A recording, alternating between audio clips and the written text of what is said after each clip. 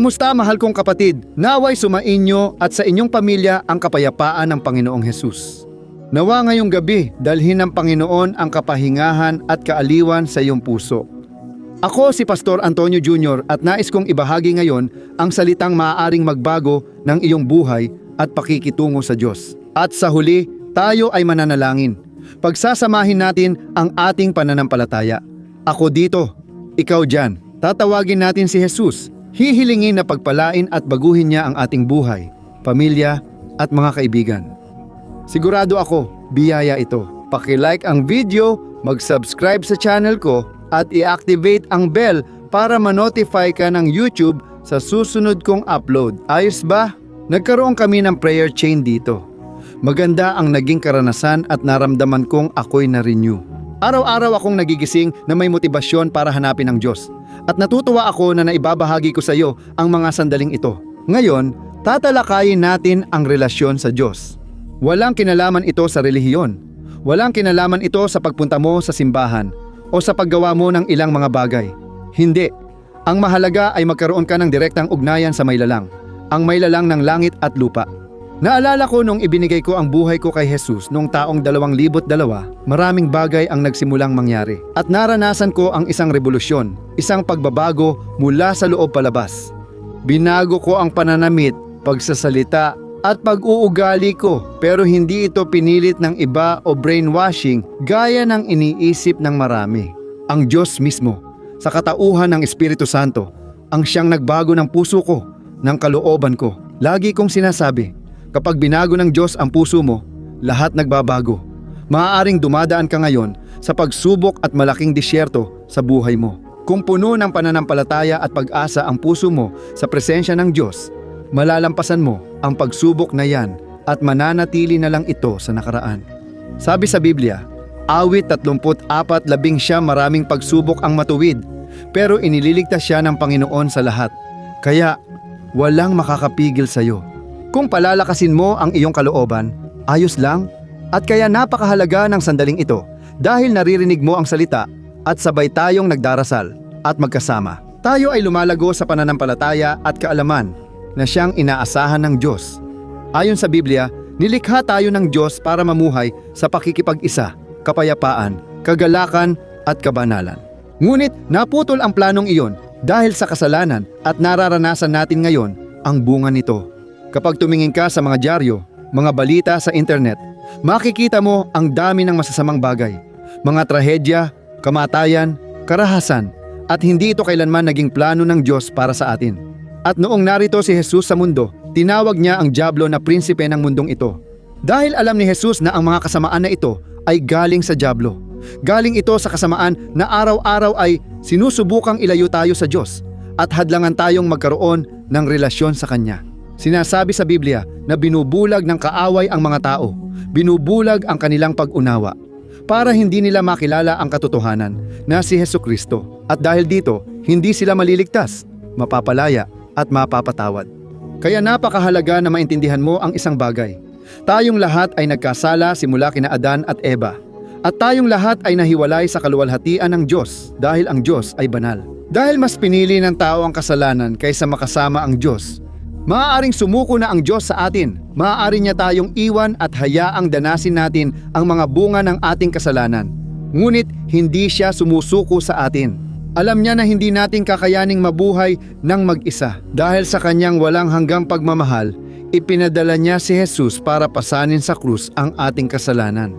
Kahit walang kasalanan si Jesus, tinanggap niya ang parusang para sa atin. Ngayon, dahil sa pananampalataya sa kanyang kamatayan at muling pagkabuhay, maliligtas tayo, mapapalaya sa kasalanan, at magkakaroon ng pagkakasundo sa Diyos. Aleluya! Kahanga-hanga ang Diyos, mga kapatid. Hindi siya dumating para tayo'y husgahan. Sinasabi ng Biblia na hindi dumating si Jesus upang tayo'y hatulan. Dumating siya upang tayo'y iligtas. Kaya, ipinadala na ng Diyos ang solusyon sa mga problema ng sangkatauhan. Kahit ganoon, araw-araw tinatanggihan ng tao ang pagkakataong ito at karamihan ay ayaw makilala si Jesus. Ayaw nilang sundin ang kanyang mga turo. Hindi sila handang isuko ang sarili nilang kagustuhan para sundin ang kalooban ng Diyos. At iyan ang dahilan kung bakit pagkatapos wala nang saysay ang magreklamo, wala nang saysay ang isisi ang Diyos o ang ibang tao. Hindi tinatanggap ng taong ito ang lunas para sa kanyang puso, na siyang dugo ni Jesus na nagpapatawad sa kanyang mga kasalanan at nagbibigay sa kanya ng bagong buhay. Gusto kong basahin para sa iyo ang isang talata na nasa Juan, Kabanata 3, talata 17 at 19. Tingnan natin kung ano ang nakasulat. Ipinadala ng Diyos ang kanyang anak hindi para hatulan, kundi para iligtas ang mundo. Ang sumasampalataya sa kanya ay hindi hinahatulan. Ngunit ang hindi sumasampalataya ay nahatulan na dahil hindi siya sumampalataya sa pangalan ng bugtong na anak ng Diyos. Ito ang paghatol. Dumating ang liwanag sa mundo, pero mas pinili ng mga tao ang kadiliman dahil sa kanilang masasamang gawa. Tingnan ninyo. Mga kapatid, patunay ito na ayaw ng tao makilala ang Diyos. Alam kong mahirap talikuran ang makasalanang buhay, pero kailangan gawin. Kung hindi tayo maniniwala at sumunod sa tanging makakatulong sa atin, ano ang mangyayari sa atin? Hindi maiiwasan ang pagsubok, lahat tayo ay daraan dito. Pero ang kailangan mong malaman, mahal kong kapatid na lalaki at kapatid na babae, ay ang mga sandaling ito ng sakit ay lilipas din. At ang kaligayahan ng pagiging kasama ng Diyos ay walang kapantay. Kapag ikaw ay nasa liwanag kasama si Jesus, makakahanap ka ng kapahingahan, kaaliwan, pag-asa at karunungan para harapin ang buhay. At lahat ay nagiging mas magaan dahil ang Panginoon mismo ang nagdadala ng iyong pasanin kapag lahat ay nagiging mabigat. Amen. Kaya huwag kang sumuko, kapatid, sa panahon ng sakit na pinagdadaanan mo. Kung bubuksan mo ang puso mo at lalapit araw-araw sa Panginoon, siya ang magpapatatag at magdadala sa iyo sa kanyang bisig kung kailangan. Kaya, huwag kang magrebelde. Huwag mong isipin na ikaw lang ang nagdurusa sa mundong ito. Hindi nito masusolusyonan ang kahit ano.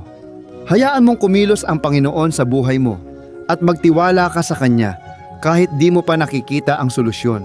Sige ba? Ayon sa awit 35 sa Biblia, maaaring may pag-iyak sa gabi, pero darating ang kagalakan sa umaga. Maaaring tumagal ng buwan o taon ang gabing ito sa buhay mo, pero may katapusan ito at magsisimulang luminaw kapag pumasok si Jesus sa buhay mo. Magpapatuloy ang pagsubok dahil gagawin ng kaaway ang lahat para ilayo ka sa landas ng Diyos. Pwedeng dumami pa ang pagsubok, pero magkakaroon ka pa rin ng kapayapaan sa puso. Iyan din ang sinabi ko sa simula ng mensaheng ito. Kapag nagbago ang iyong puso, lahat ay nagbago na. Amen? Kaya tayo'y manalangin, tayo'y tumawag sa Diyos. Napakaganda ng sandaling ito at pinupuri ko ang Panginoon sa pagkakataong makapasok sa inyong tahanan at palakasin ang ating espiritual na buhay. Kaya ipikit ang iyong mga mata at manalangin tayo. Panginoon, aking Diyos at aking Ama, nais kong magpasalamat sa iyo para sa gabing ito na napakapalad kung saan narinig namin ang iyong salita. Patuloy pa naming makikilala ka sa iyong salita. Diyos ko, pagpalain mo ang mga anak mong nananalangin ngayon kasama ko, Ama. Maraming tao sa disyerto. Panginoon, hindi nila alam paano makaalis sa ganitong kalagayan. Minsan napakalaki ng kalungkutan at gusto ko nang sumuko. Pero Ama, nandito ako at nananawagan para sa kanila kahit hindi ko sila kilala. Gusto ko sanang matulungan sila, mabigyan ng payo. Pero ikaw ang gumagawa ng himala, Ama. Narito kami, nakatingin sa nag-iisa na may kaligtasan, ang nag-iisa na makapagbibigay sa amin ng kaligtasan, kapatawaran at pagbabago ng buhay. Panginoon, pakinggan mo ang aming panalangin. Maraming nahihirapan at dumaraan sa pagsubok, lalo na ang mga nakakulong sa kasalanan na hirap makalaya. Jesus, pumarito ka at palayain mo kami. Kinikilala naming ikaw lang, Panginoon, ang makakagawa ng hindi namin kaya. Amin ang kinikilala na nagawa na namin ang lahat, kaya inilalagay na namin ito sa iyong mga kamay. Panginoon, alagaan, palayain, pagalingin at buhayin mo kaming muli sa iyong presensya sa pangalan ni Jesus. At nawa, Ama ko, kapag inilagay ng taong ito ang kanyang ulo sa unan, siya ay makatulog ng payapa. Jesus, maraming may insomnia, hindi makatulog dahil magulo ang kaluluwa.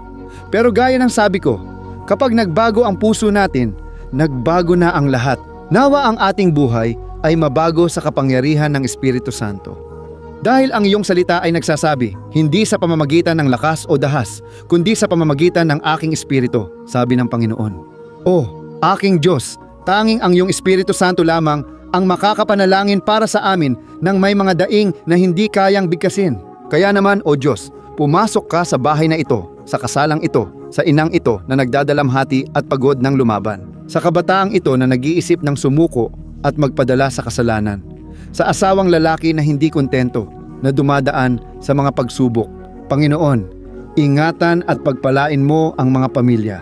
Sa ngalan ni Jesus, ito ang aking panalangin at pasasalamat. Amen. Luwalhati sa Diyos. Alleluia. Mga kapatid, huwag kayong sumuko.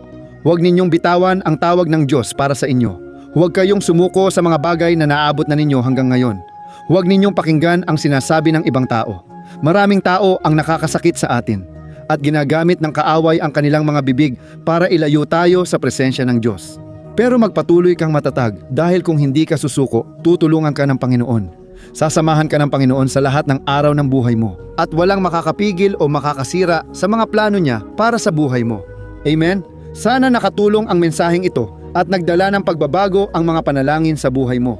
Kaya hinihiling ko, i-share ito sa pamilya, kaibigan at WhatsApp groups para lumago ang panalangin dahil gusto kitang makasama dito araw-araw. Habang pinapayagan ng Diyos, alas 6 ng umaga at alas 8 ng gabi, magdadasal ako para sa buhay mo. At magpapalakas tayo ng sabay. Ayos ba? Pagpalain ka ng Diyos at magkita tayo sa susunod na video.